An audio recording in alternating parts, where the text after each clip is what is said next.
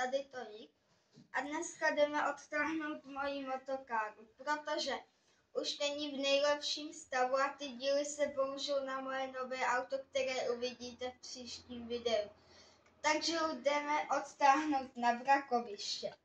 Takže si ji přitáhneme na moji odtahovku, i když kdo ví, jestli to bude fungovat.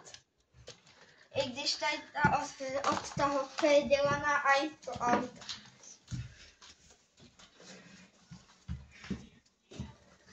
Stejně kdo ví, kolik peněz za tu motokáru dostanu. Tak to jsem hodně zvědavý. Ještě doufám, že se ta motokára nedostane.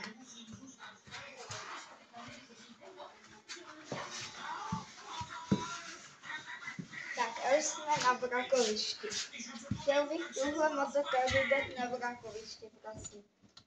Tak, už je ta motokára na vrakovišti. Výborně. Ahoj, tady Toník.